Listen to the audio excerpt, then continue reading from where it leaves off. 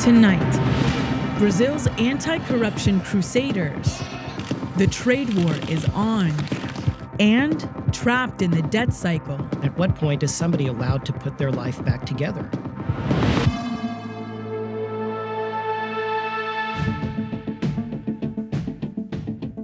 The father of the woman who opened fire at YouTube headquarters reported his daughter missing and says he tried to warn police.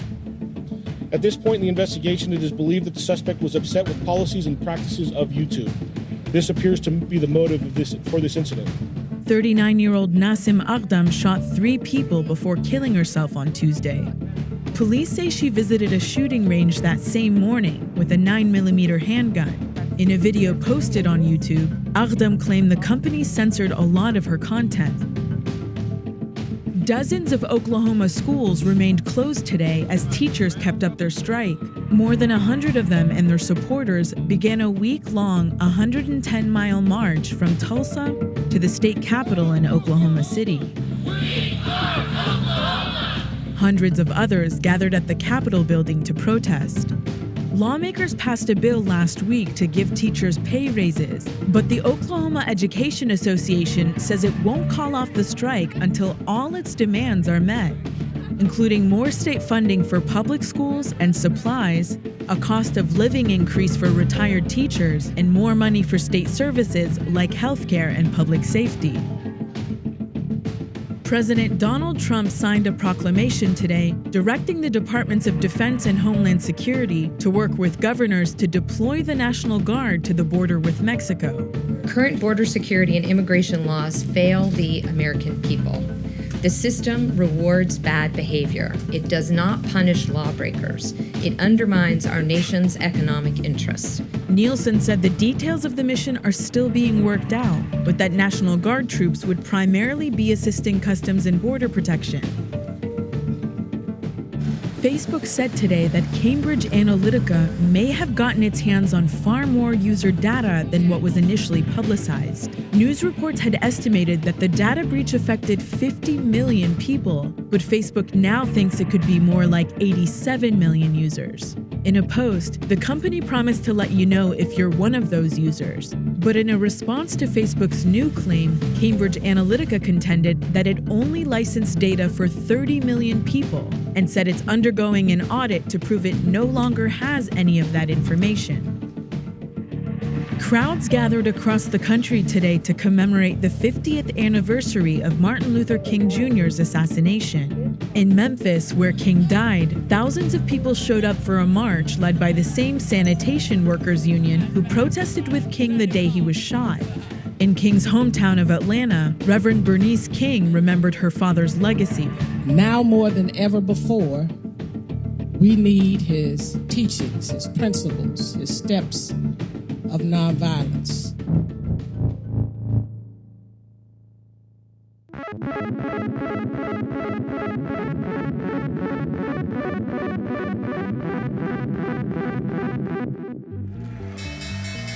This morning's round of news alerts told you everything you need to know about whether American businesses are excited for a trade war with China.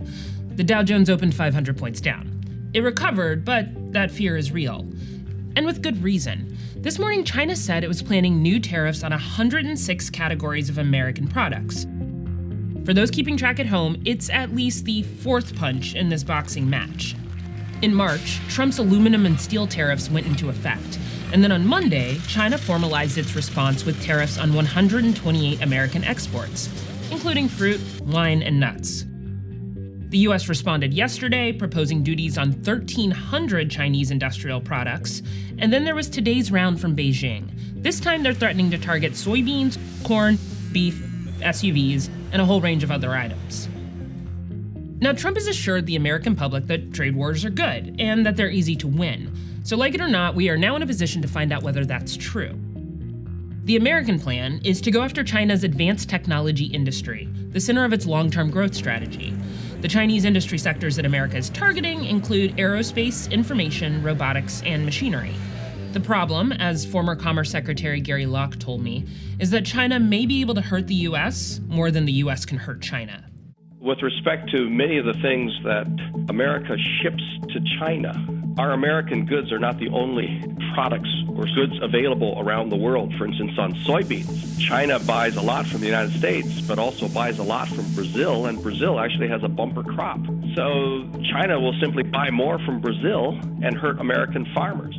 China also has another leverage point. They can use tariffs to amp up the domestic political pressure on Donald Trump. And according to Ryan Hass, who works for Brookings now and used to be the NSC director for China, that's exactly what they appear to be doing. The list appears to concentrate Chinese pressure in areas that the Chinese believe will be critical to Trump's ability to maintain a majority in Congress in the midterms. The Chinese view is that President Xi will not face a referendum on his performance anytime soon, but President Trump will.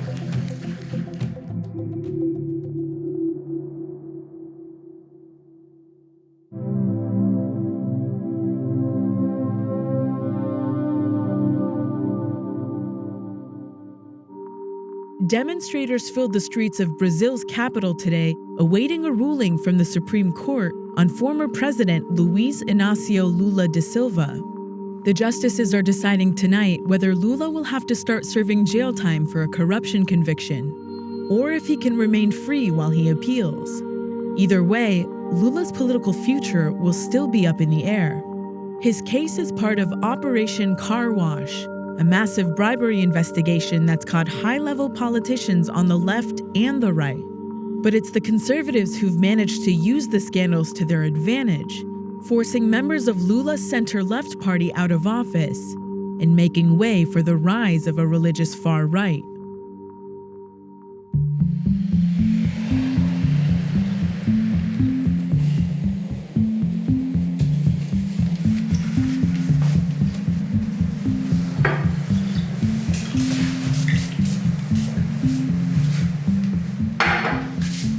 Salomão, essa bolsa aí cabe tua Bíblia?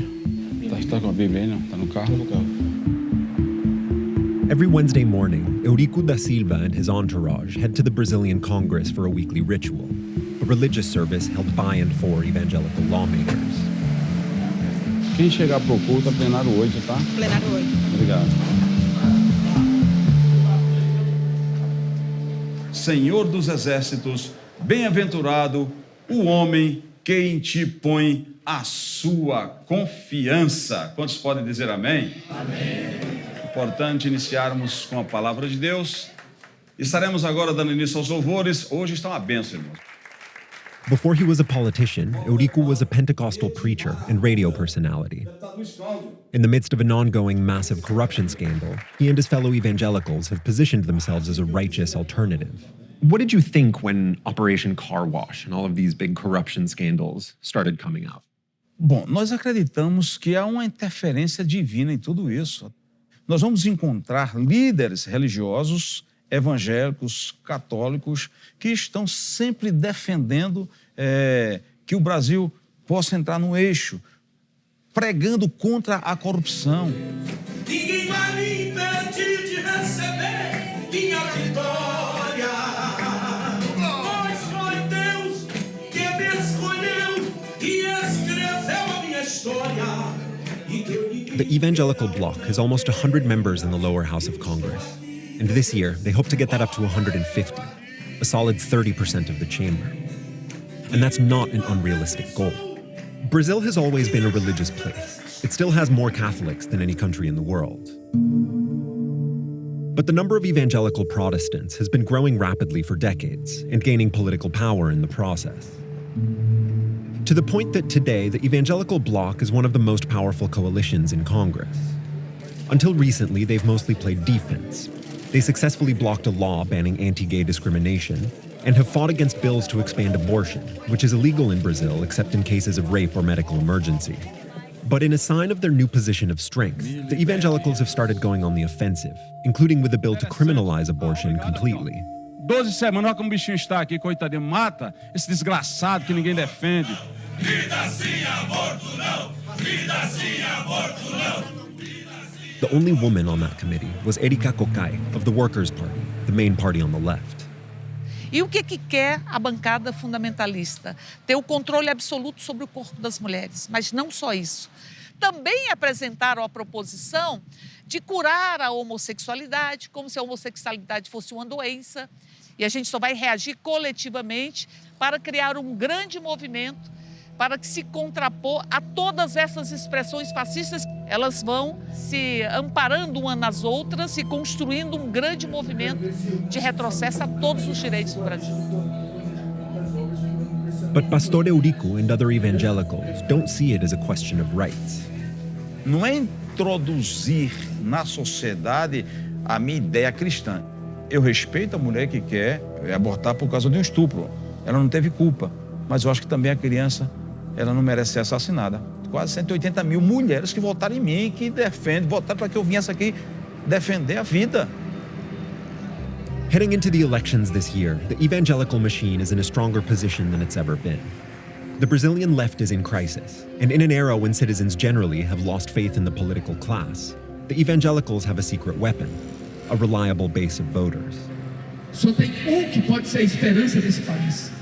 O nome dele é Jesus de Nazaré. Deus está entregando o Brasil em nossas mãos. É uma responsabilidade da igreja cuidar dessa nação. Fazer uma oração para nossas autoridades. Para Deus que é o ano de eleição para colocar pessoas que não vai corromper. In the satellite cities outside Brasilia, new megachurches pop up regularly to meet demand. The Pentecostal Assemblies of God gathers its leaders in one that's still under construction. Essa oferta vai ser uma oferta para abençoar essa igreja, abençoar o seu ministério. Collectively, high-ranking pastors like Egmar Tavares can mobilize huge numbers of people to vote for and donate to their anointed candidates. Dia 26 de janeiro de 2003, eu assumi aqui.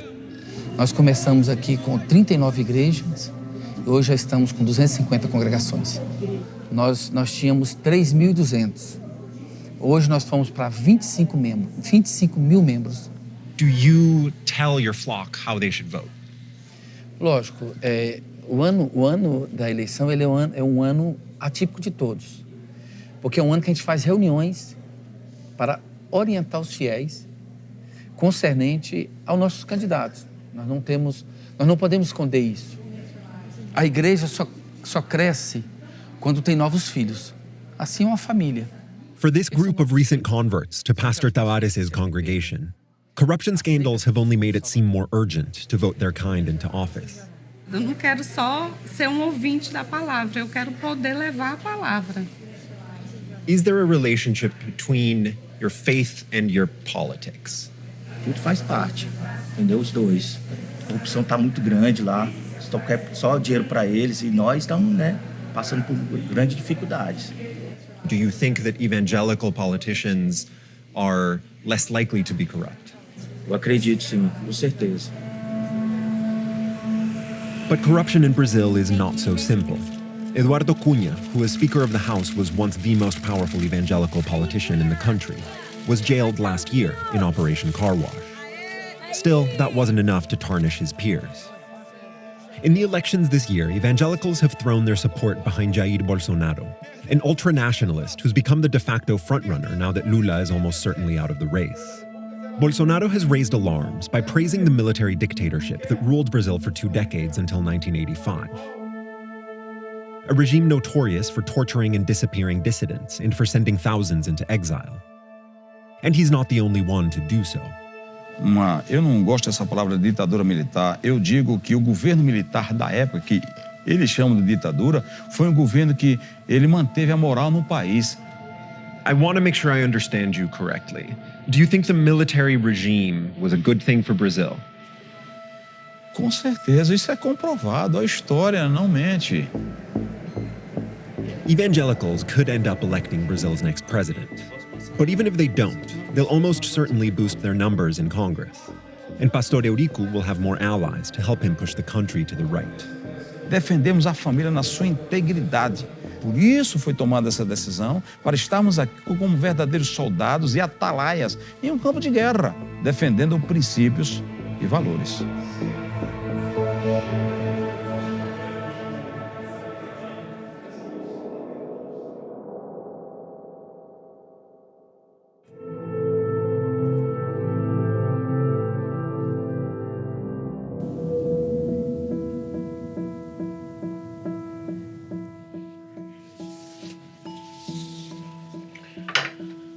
At 8 o'clock, I will call my great uncle and make sure he's awake. For the last 3 years, Stephanie Powell has shared orange juice samples at Sam's Club. It pays minimum wage and is about a 20-minute drive from her home. I enjoy what I do, and that's talking to people. So yeah, I like it a lot. But I need something else. But then that falls back on transportation. You know, hours of where I could get something else. And that's hard. Just the transportation piece alone is holding you back. Oh yeah, that's my biggest problem right there. Transportation is an obstacle because she hasn't had the right to drive for more than 9 years. A judge automatically revoked her license in 2006 after Stephanie was convicted for drug possession. She served 3 years in jail and has lived almost a decade clean, but still relies on her older uncle to give her rides.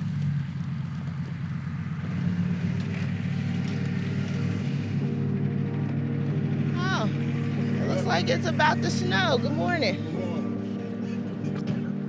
Stephanie can't get her license back because she still owes over $10,000 to 5 different courts in Virginia, charges that have piled up since the 90s for drug possession, petty theft, and driving without a license.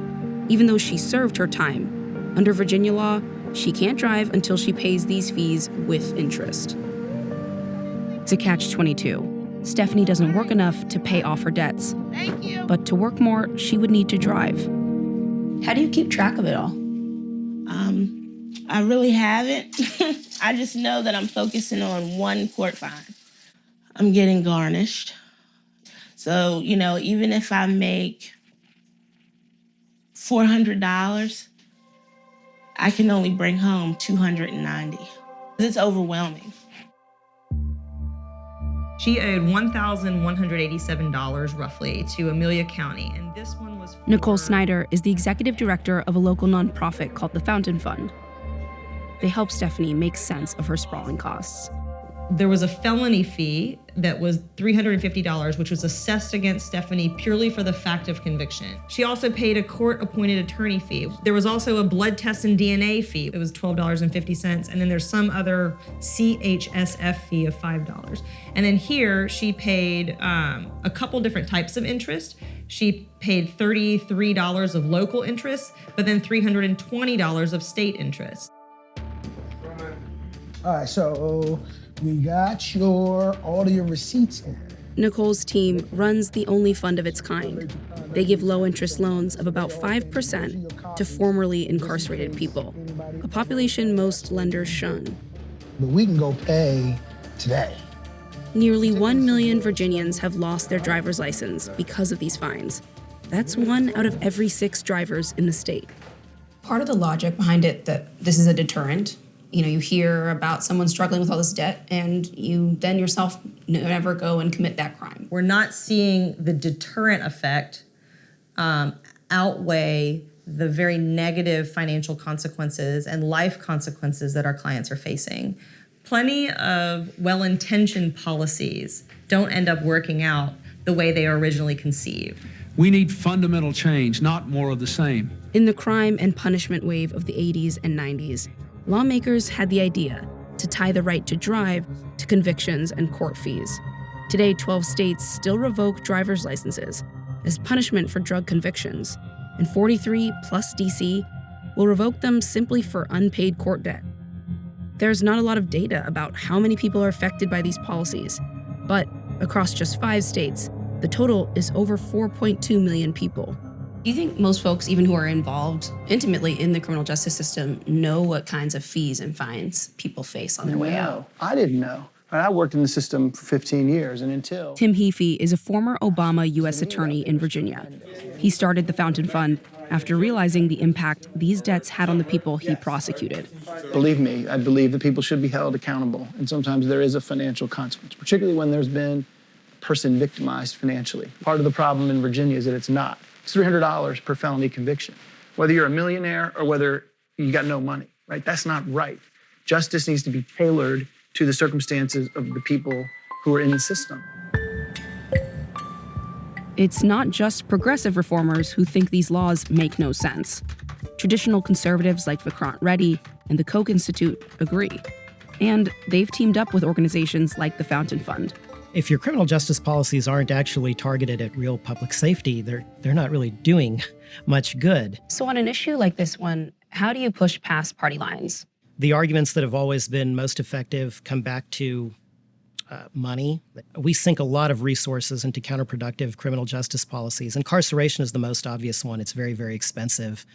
But the kinds of things we're talking about today can be counterproductive and expensive too. And you could make a very thoughtful and reasonable argument that you are incentivizing people to have to commit crimes once again and go right back into prison and come right back out with the same scarlet letter hanging around their necks. But the question becomes, at what point does the punishment end? And at what point is somebody allowed to put their life back together? Lawsuits in at least 7 states have challenged the legality of automatic license suspensions. Oh, they don't pay that no mind. One filed against Virginia officials last year called the practice an unconstitutional scheme. And a bill recently proposed to end the practice died over concerns that losing these fees could affect agency funding. I did wrong. You know what I mean? I did the crime, I did the stuff, so. Do you feel like the fees and fines and interest that's piled up on you is an amount that's fair? I don't know if it's fair. I have a problem with the interest. I could never get out of it. I could never get out of debt. So fair?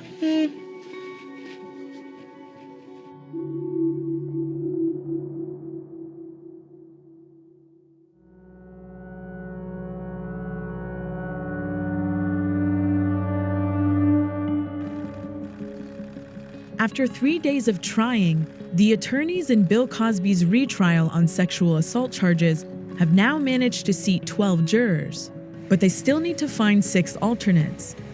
Cosby's first trial last summer ended in a hung jury. The conversation around Me Too has made picking a jury for the new trial even harder.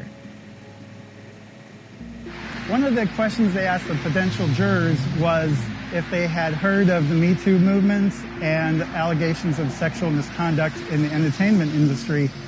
And out of 120 people there, I think only 2 said no. It's going to impact this case because I think a lot of people are coming out and saying, me too, it happened to me. And I think that a lot of people are more sympathetic towards that. I think it might be hard for Bill Cosby to get a fair trial, honestly. It'll be very difficult to find an impartial jury, I think. I think having seen a lot of what I saw on television that I probably would not make a fair juror, and I explained that in the courtroom. If I was selected, I do think I would be a fair juror. I don't think I would have been able to have been fair because I really, from the beginning, he's guilty in my mind. I do not think Bill Cosby's guilty. And I do think he's probably guilty, given the preponderance of evidence that I've heard in the media about him. He's like a father figure to me. Everybody's innocent until they're proven guilty, yes, you know what I mean? So I'll just say he's innocent. Society back then was okay with it. I mean, yeah, you get drunk or you did a quaalude or whatever, and you just went with the flow. I think he'll get a fair trial and he'll be not guilty. I don't know what the outcome of the trial will be. I hope justice is served, that's all. It's another black man in America, another one bite the dust, you know what I mean? So.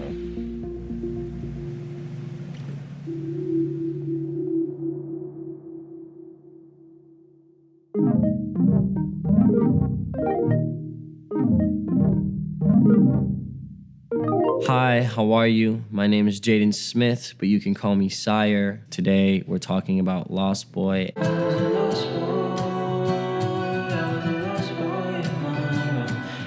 Yes, Sire's my middle name. Jaden was this person that everybody thought that they knew, and Sire was more of a person that no one knew.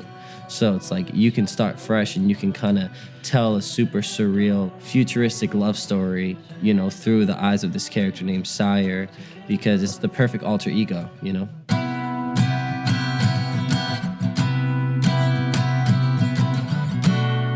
I made the song in my trailer where I was shooting a movie called Life in a Year, and I'm playing on the guitar and I'm just singing, I was a lost boy in my room.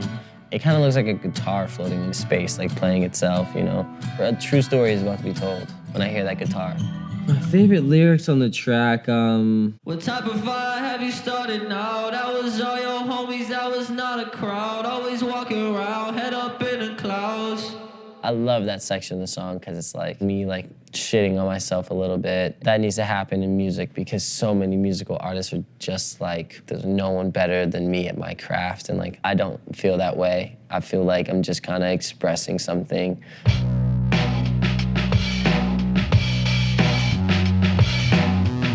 The bass and the drums feel like they literally go together. It's just like,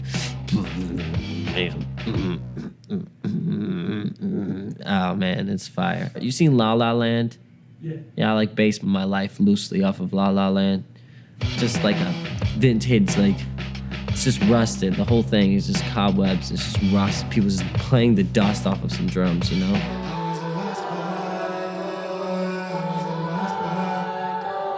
We have like radio waves coming through us at all times, like gamma rays, like X-rays. We can't see them because of like how our eyes work with the electromagnetic spectrum of light.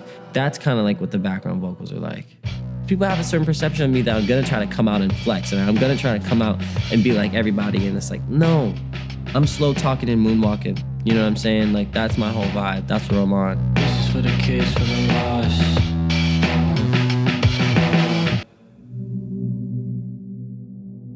That's Vice News Tonight for Wednesday, April 4th.